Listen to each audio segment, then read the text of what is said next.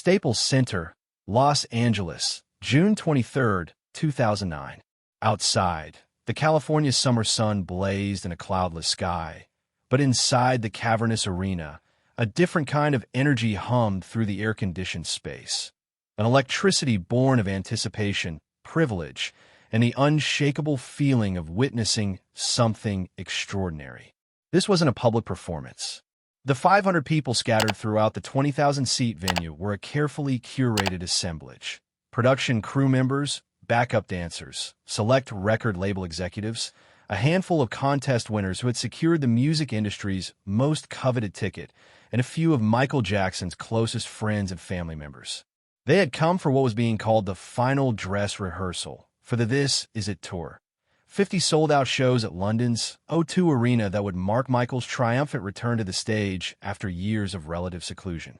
Tomorrow, the entire production would be packed and shipped to England.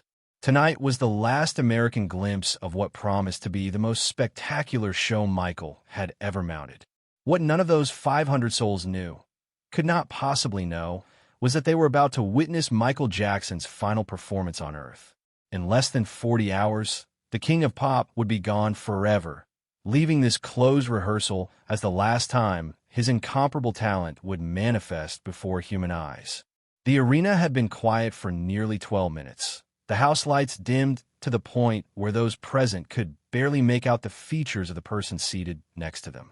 Occasionally, urgent whispers would emerge from communication devices carried by the technical crew, followed by the subtle adjustment of a lighting instrument or the barely perceptible movement of a stage element. The massive set, a multi-million-dollar construction of platforms, video screens, and elaborate mechanical devices, waited like a slumbering beast for the artist who would bring it to life. Those closest to the production had noticed the changes in Michael over the past few weeks. The weight loss that had left his already slender frame almost fragile-looking. The increased periods of introspection between bursts of his legendary perfectionism. The way he sometimes seemed to retreat into himself during breaks, his expressive eyes turning inward to some private place none of them could access. They had attributed these changes to the normal stress of preparing for such an ambitious production. Now, with the benefit of hindsight, they would recognize them as signs of something far more serious. The physical and emotional toll of a man pushing himself beyond human limitations for one final connection with the audience that had both worshipped and wounded him throughout his extraordinary life. A single beam of white light suddenly pierced the darkness, illuminating nothing but dust particles dancing in its harsh glow. Then another joined it, then another, creating a choreography of light that seemed to search the arena for something or someone of transcendent importance. The familiar electronic pulse that opened, "Wanna Be Startin' Something" began to throb through the state-of-the-art sound system, building in intensity until it seemed to physically push against the chests of those present. And then, as if conjured from their collective desire, Michael Jackson appeared, rising through a trapdoor in the center of the stage, his silhouette instantly recognizable even before the full lights revealed him. He stood motionless for 3 perfect beats, allowing the small but privileged audience to absorb his presence. Michael wore a modified version of his iconic black and gold military-inspired jacket, redesigned to accommodate the leaner physique that years and stress had carved from his once robust frame. The famous single white glove caught the light and scattered it like diamonds across the stage. When he finally moved, it was with that supernatural precision that had defined his performance style. Movements so sharp and clean, they seemed to bend reality around them, creating their own gravity. What followed was something those present would struggle to describe afterward, even to their closest confidants. For 90 minutes, Michael Jackson performed with an intensity that defied his physical condition, a man clearly pushing against invisible boundaries of endurance. His dancing was still extraordinary by any normal human standard, but those who had worked with him for decades could detect the subtle conservation of energy, the strategic moments where choreography had been adjusted to allow for brief recovery periods disguised as artistic choices. Yet in those moments when the music seemed to fully possess him, during the zero-gravity lean in Smooth Criminal or the furious precision of Beat It, the years and ailments seemed to fall away, revealing the pure artist who had revolutionized performance itself. After concluding Earth Song, the elaborate ecological anthem that featured one of the show's most technically complex staging elements, Michael paused at center stage. His chest heaved with exertion, sweat glistening on his face under the harsh lights. The small audience applauded enthusiastically, many rising to their feet despite the informal nature of the rehearsal. Under normal circumstances, the show would have continued immediately to the next number. The precision timing of the production allowed for only the briefest transitions between songs. But Michael raised his hand slightly, an unscripted gesture that caused his musical director to tilt his head in question. Michael nodded, confirming the deviation from the plan. The band fell silent. The dancers, momentarily uncertain, retreated to the wings after exchanging glances with the choreographer, who had quickly sensed that something unplanned was unfolding. The 500 witnesses fell into expectant silence as Michael stepped to the edge of the stage, removing his in-ear monitors with a deliberateness that suggested whatever would follow required his complete presence. "I want to thank you all for being here tonight," he began, his speaking voice so rarely heard in public that its softness startled many present. "This journey has been challenging." He smiled slightly at what those who knew him recognized as profound understatement. "But seeing your faces, feeling your energy, even in this small group, reminds me why we do this. Why I do this." He paused, his gaze sweeping across the scattered audience. "People always ask me why I push so hard, why every detail matters so much. They think it's perfectionism or ego." He shook his head, his expression suddenly vulnerable in a way that those present would later describe as almost prescient. "It's not that. It's because when someone buys a ticket to see me perform, they're not just buying entertainment. They're investing their hope, their escape, sometimes their healing. How could I possibly give them less than everything I have to give?" Something in his voice, a subtle fragility beneath the conviction, caused a ripple of emotion through the audience. Those who had worked with Michael longest felt a tightening in their throats, a response to something they couldn't quite name, but instinctively recognized as significant. "Tomorrow we leave for London," Michael continued, his gaze now focused somewhere beyond the physical confines of the arena. 50 shows. He shook his head again, a small, almost private gesture of disbelief. "When I agreed to 10 shows, I thought that was ambitious. When it became 50, he let the sentence hang unfinished. But then I thought about all the people who've supported me through everything, through the brightest spotlights and the darkest shadows. How could I say no to 50 chances to thank them, to give them something they might remember for the rest of their lives?" Michael fell silent for a moment, his expression turning inward again in that way his team had noticed with increasing frequency. When he spoke again, his voice had taken on a different quality, more measured, more deliberate, as if each word carried weight and consequence. "I've been performing since I was 5 years old. For 45 years, I've lived on stages and studios in the public eye. I've been Michael Jackson, the performer, for so long that sometimes I wonder if Michael Jackson, the person, ever really had a chance to exist." A subtle shift rippled through the audience, the collective recognition that they were witnessing something beyond the parameters of a normal rehearsal, something approaching confession. "There are nights when I'm so tired that every bone in my body screams for rest. When the thought of putting on the costume and becoming Michael Jackson feels impossible." He gestured to his outfit, to the stage around him, to the elaborate production elements that represented the external manifestation of his internal vision. "But then I remember a letter I received after the Victory Tour in 1984. A 12-year-old girl wrote to tell me that she had been in the hospital for months, fighting a disease the doctors couldn't identify. Her parents had gotten her tickets to the show months before she got sick, and the doctors advised against her attending. Too risky, they said. Too taxing for her weakened system." Michael's voice softened further, forcing everyone present to lean in slightly, creating an unexpected intimacy in the cavernous space. "She told me that on the night of the concert, She made a deal with herself. She would find the strength to attend, to stay on her feet, to sing along, to be fully present for those 2 hours. And if those 2 hours were the last moments of joy she experienced in this life, she would consider it a fair exchange.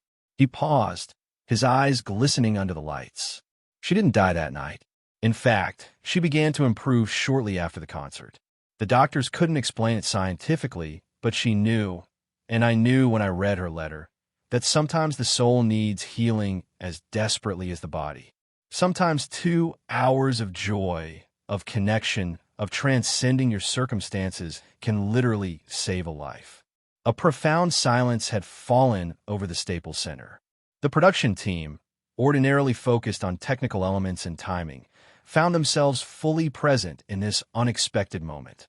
Even the most jaded industry executives among the audience sat motionless, briefcases and phones temporarily forgotten. "I keep her letter with me," Michael continued, reaching into an interior pocket of his jacket. He withdrew a folded paper, yellowed with age, its creases so deep they threatened the integrity of the material. "For 25 years, it has traveled with me to every show, every rehearsal, every moment when the weight of this life seemed too heavy to bear." He carefully unfolded the letter, handling it with the reverence usually reserved for sacred texts. "I won't read it all to you, but there's one passage that has become my personal mantra," she wrote. "For 2 hours, you made me forget that I was sick. For 2 hours, you made me feel like the luckiest person alive, not the unluckiest. For 2 hours, you gave me a glimpse of what heaven must be like, a place where pain cannot touch us, where joy is the only language spoken, where love is the currency that never runs out." If this story moves you, don't forget to like this video and subscribe to the channel for more untold stories that reveal the man behind the legend, the human being whose vulnerability and courage continue to inspire long after the final spotlight faded. Michael carefully refolded the letter and returned it to his pocket. When he looked up, those closest to the stage could see that his eyes were filled with unshed tears. "I've been blessed with so much," he said, his voice gaining strength even as its emotional quality deepened. "Talent, opportunity, the support of fans around the world. But with those blessings comes responsibility. The responsibility to recognize that what we call entertainment isn't just distraction or amusement. At its best, it's connection. It's healing. It's love made visible through art." He turned slightly, gesturing toward the elaborate set behind him. "All of this, the technology, the special effects, the spectacle, it's not just to create wonder. It's to create a space where 50 or 50,000 or 500 million people can, for a brief time, share a single experience, feel a single emotion. Remember that beneath all our differences, our hearts beat to the same rhythm." Michael paused again, his gaze returning to the scattered audience before him. Something in his expression shifted, a subtle softening, a vulnerability that made him appear suddenly younger despite the visible toll the years and struggles had taken. "I don't know how many more chances I'll have to create that space," he said quietly. "This body," he gestured toward himself with a slight smile that didn't quite reach his eyes. "This body has been through a lot. These bones, these muscles, they've danced more miles than I can count. This voice has sung more notes than stars in the sky." He shook his head slightly, a private acknowledgement of some invisible reality. "London may be the final chapter. 50 shows to say thank you. 50 nights to give everything I've left to give." The weight of his words settled over the arena like a physical presence. Those present would later recall the extraordinary prescience of the moment, how his reference to finality had seemed at the time like the natural reflection of an artist contemplating the inevitable arc of a career, not the foreshowing of an imminent end. "So tonight," Michael continued, his voice regaining some of its strength, "even though this is just a rehearsal, even though we're just 500 instead of 20,000, I want to give you something real. Something beyond the production, beyond the perfectionism. I want to sing something for you that isn't on the set list, isn't part of the show, just a thank you from my heart to yours for being part of this journey." He turned and nodded to his musical director, who who seemed momentarily surprised before nodding in understanding. After a brief, whispered consultation with the band, the musical director counted off softly. The opening notes of Will You Be There began, but in a stripped-down arrangement that featured only piano, subtle bass, and the barest whisper of percussion. This wasn't the grand production version familiar from the Dangerous album or Free Willy soundtrack, with its massive choir and orchestral elements. This was intimate, raw, vulnerable. When Michael began to sing, those present witnessed something extraordinary. Gone was the careful modulation, the perfect control that characterized his studio recordings. In its place was something more primal, more authentic, a voice carrying the weight of 45 years of performing, of loving, of hurting, of healing.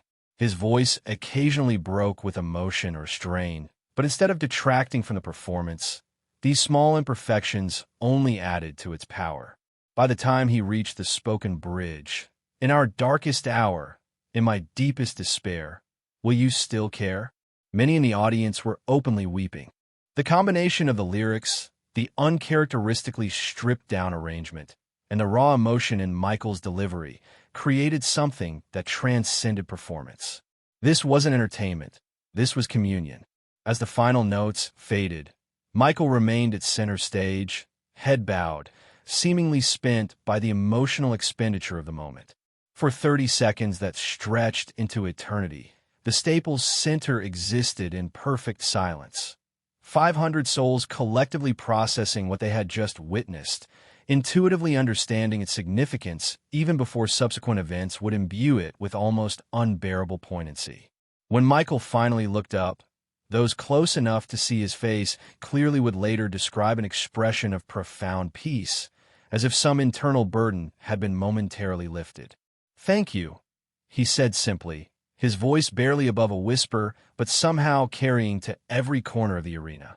"Thank you for allowing me to be myself tonight. Not just Michael Jackson the performer, but Michael the person.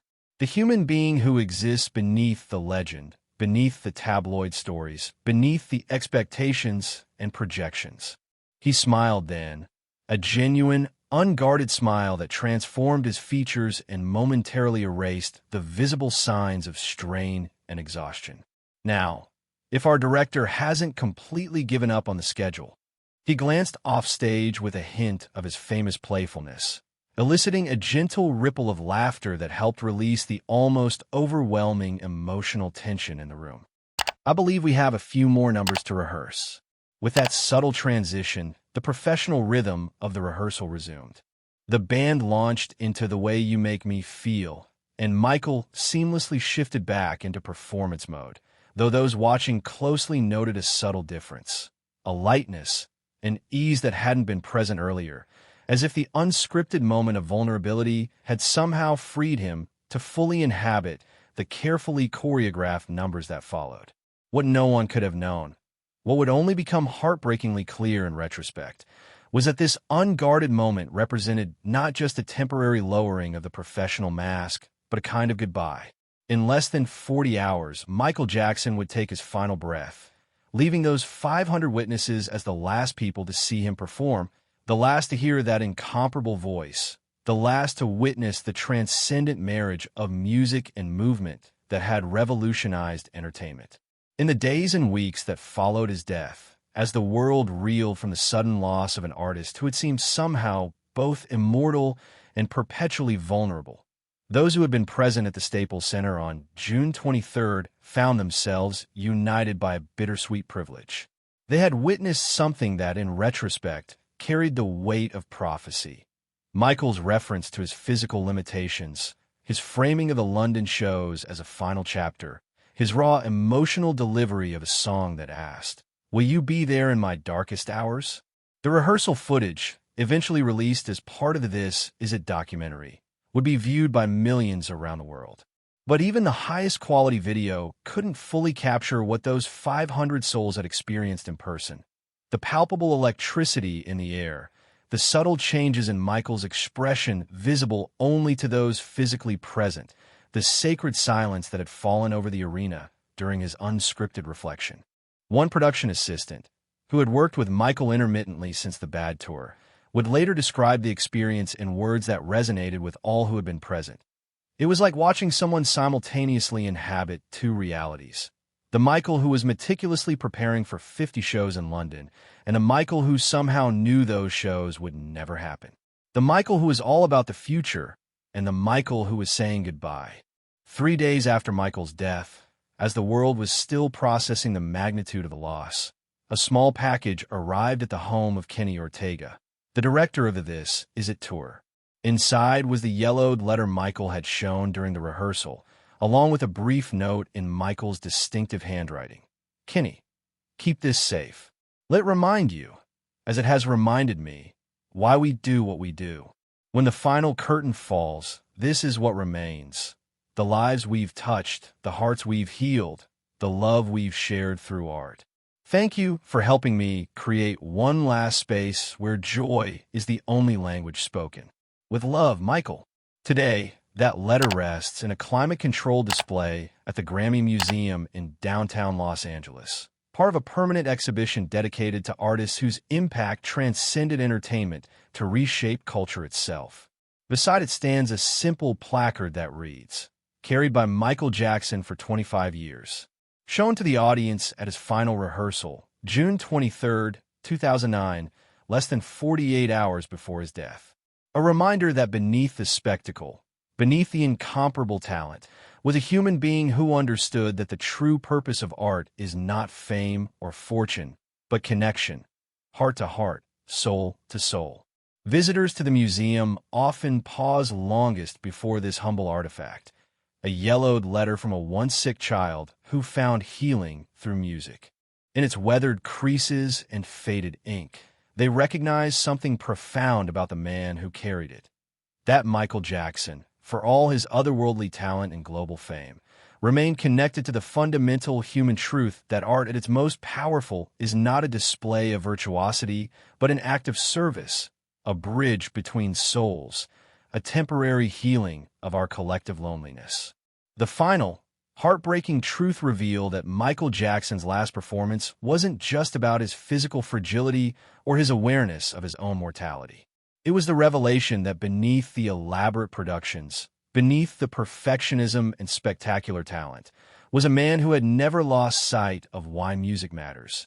Its power to lift us, if only for 2 hours, above our pain and limitations, to give us a glimpse of what heaven must be like.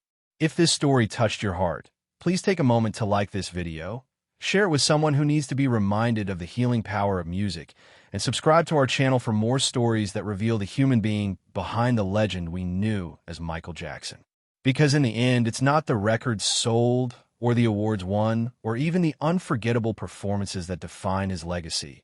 It's the moments of genuine connection, when a mask slipped and we glimpsed the soul of an artist who understood that entertainment at its best is not distraction, but communion, not spectacle, but salvation.